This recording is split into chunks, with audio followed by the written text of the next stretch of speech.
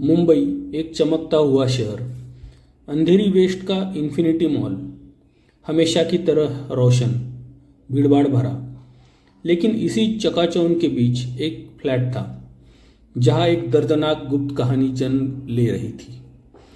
यह कहानी है कमलकांत शाह और कविता शाह की। कमलकांत 36 वर्षीय इवेंट मैनेजर, शांत स्वभाव, मेहनती और एक जिम्मेदार पति। कविता सुंदर, सोशल मीडिया फ्रेंडली, फिटनेस में रुचि रखने वाली गृहिणी। बाहर से देखने पर सब कुछ परफेक्ट लगता था, लेकिन इस परफेक्शन की सतह के नीचे एक गहरा जहरीला राज पल रहा था। कविता का अपने कॉलेज के पुराने दोस्त हितेश जैन से अफेयर चल रहा था। हितेश एक गैरेज का मालिक था, लेकिन बॉडी बिल्डिंग में भी रुचि रखता था। आकर्षक व्यक्तित्व, दमदार शरीर। कविता को उसमें वो सब कुछ दिखता जो कमलकांत में नहीं था। कविता और हितेश के बीच महीनों से संबंध थे। होटल में मिलना, इंस्टाग्राम पर स्टोरीज और चोरी छुपे शारीरिक संबंध।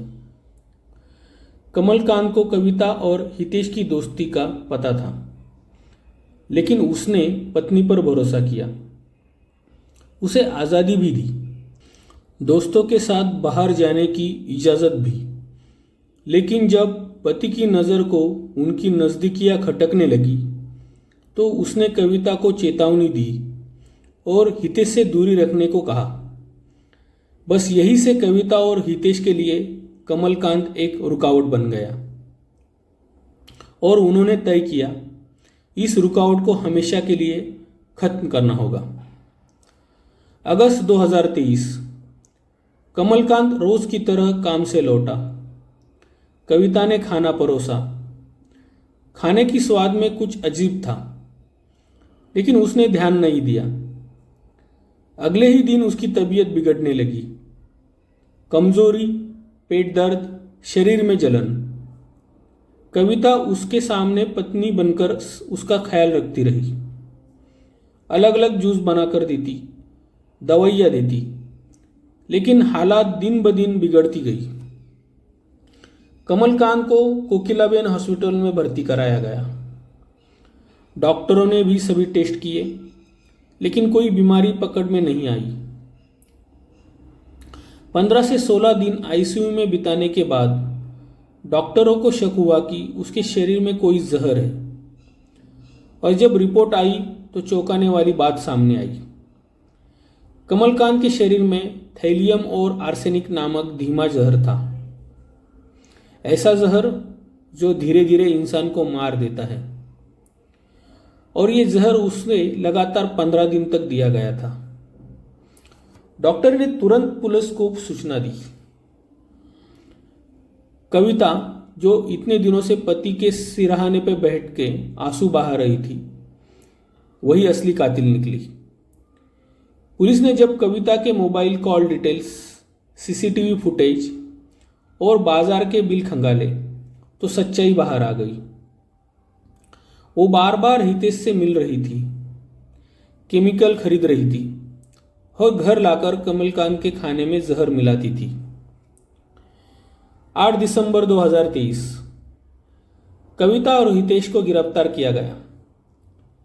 पुलिस पूछताछ में कविता ने कबूल किया, हाँ, मैंने ही उसे मारा।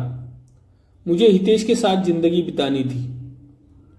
कमलकांत हमारे बीच की रुकावट था, इसलिए मैंने उसे धीरे धीरे जहर देकर मार डाला,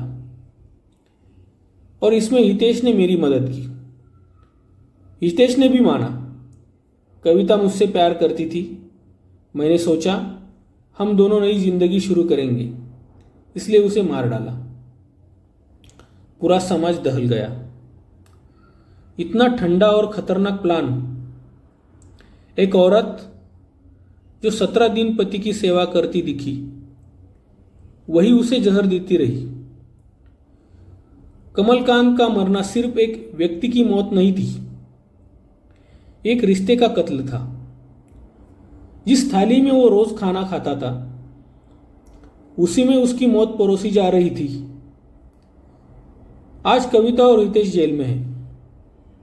लेकिन कमलकांत शाह वो अब कभी वापस नहीं आएगा।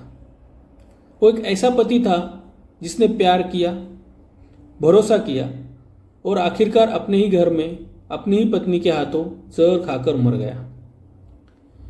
इस घटना से हमें क्या सीखना चाहिए? कभी कभी जिन पर हम सबसे ज्यादा भरोसा करते हैं वही लोग हमें खत्म कर देते हैं। प्यार की डोरी अगर जहर से भीगी हो तो वो डोरी गले का फांस बन जाती है। सोचिए और बताइए, नीचे कमेंट करने अपनी राय ज़रूर दें। वीडियो अच्छा लगा हो तो लाइक करें और चैनल पर नए हो तो सब्सक्राइब करना ना भूलें। धन्यवाद।